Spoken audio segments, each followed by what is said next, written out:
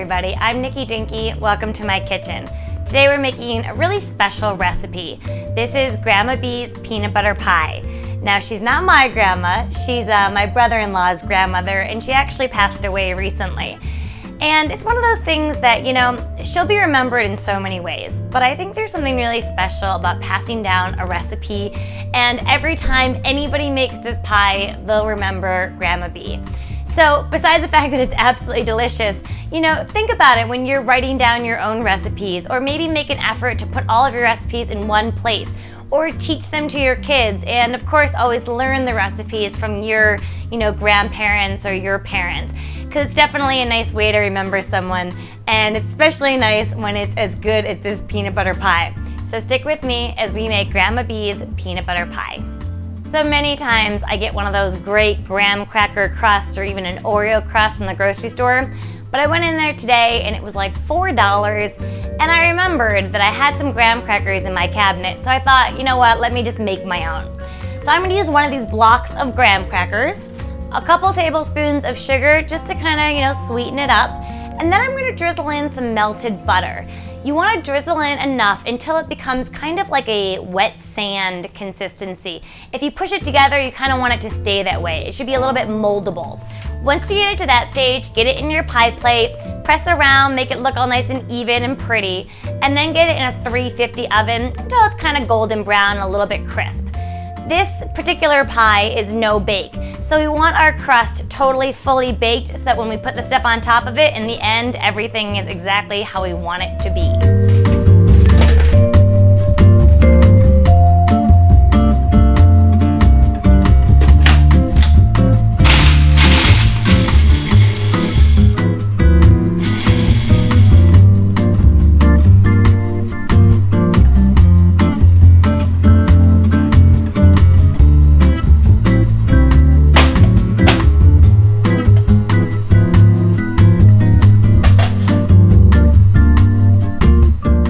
I've already got the food processor out on the countertop, I figure why not just use it to make the batter. So in here, I am going to add a half a cup of peanut butter, you know, peanut butter pie. And I'm gonna also put in 4 ounces of cream cheese and a cup of powdered sugar. Now this is a no-bake pie, so something like powdered sugar is really important because we don't want big granules of sugar. And you know, those granules won't have a chance to melt like they would in a baked pie. So the powdered sugar is going to incorporate really nicely and give us sweetness throughout. So let me get all these things nice and combined, and then we can move on.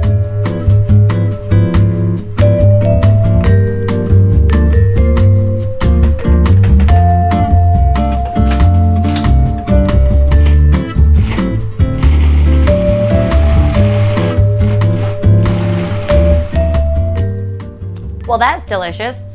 Yep, cream cheese, peanut butter, and sugar. Believe it or not, it's amazing. I'm sure you believe it. All right, so I'm gonna get this mixture into this bowl, and then I'm gonna fold in an 8-ounce container of whipped topping. This is kind of our secret ingredient.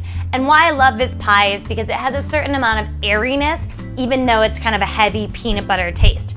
So by folding in, all I mean is that we're gonna gently scoop around it and gently fold it on top of itself. This is gonna make sure that we don't squish too much of the air out of the whipped topping because we want it kind of light and fluffy. So just really gently keep on mixing it, and when it's nice and combined in one mixture, then it's ready for the pie plate.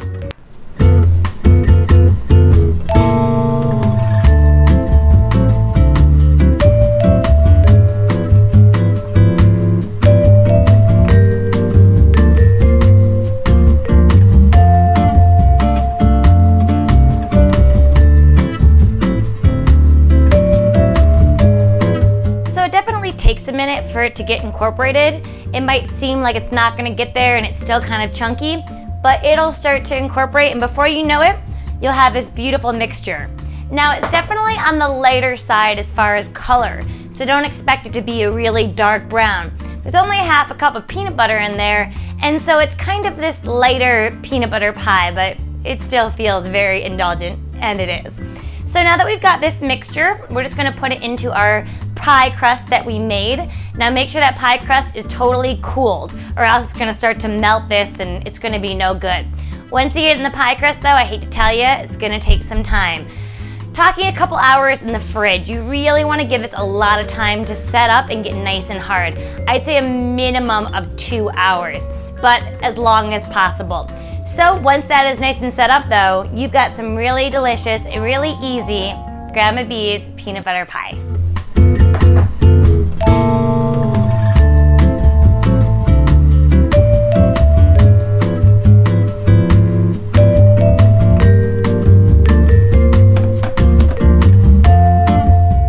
Grandma B's peanut butter pie. It's light, it's airy, yet it's peanut buttery. It's really, really good.